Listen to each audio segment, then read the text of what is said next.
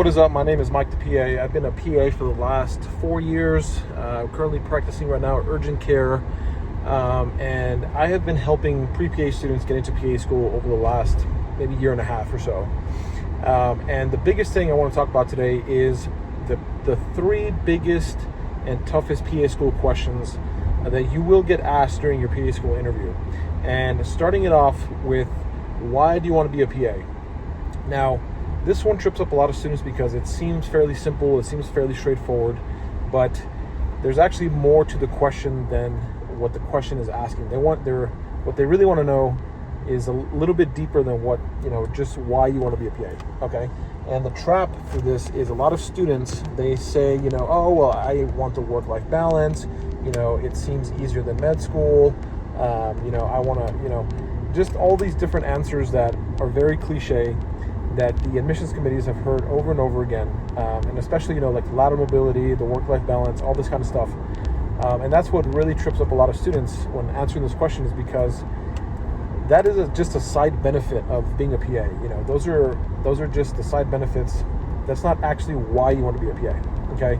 So that's the first question. The second question is, tell me your greatest weakness. And again, with this question, it's another trap question, and a lot of students fall for the trap and they actually give a literal weakness. They'll say, oh, I'm not a punctual person, or oh, I'm lazy. And yes, I have heard those actual answers to that question before during a mock interview, and it was pretty surprising and actually quite funny. But what they're actually looking for is an actual strength framed as a weakness. So, I take on too many responsibilities at once. It's hard for me to say no to things. Things of that sort, because that really demonstrates to the admissions committees, like, okay, well, this person, we all have flaws, but this person, they're somewhat responsible. They take on a lot of things. They're ambitious, and the thing for them is, sorry, I lost a train of thought.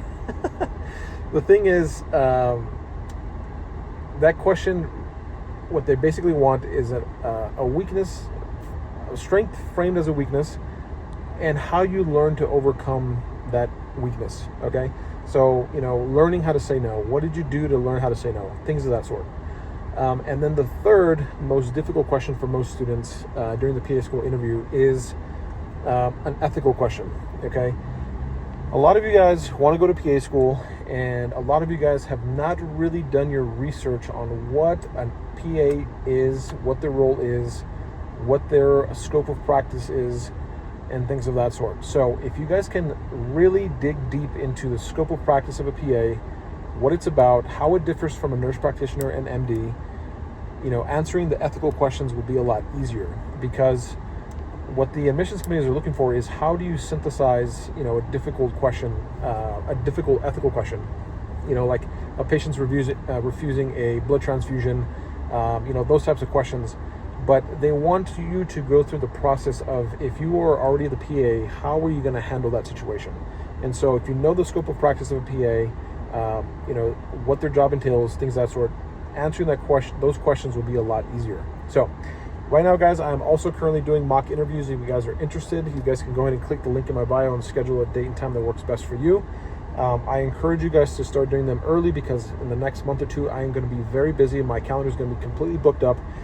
So far, everyone this year that has mock interviewed with me has got accepted to PA school, which is actually amazing. And so if you guys have any other questions, please leave a comment below. Book your mock interview today.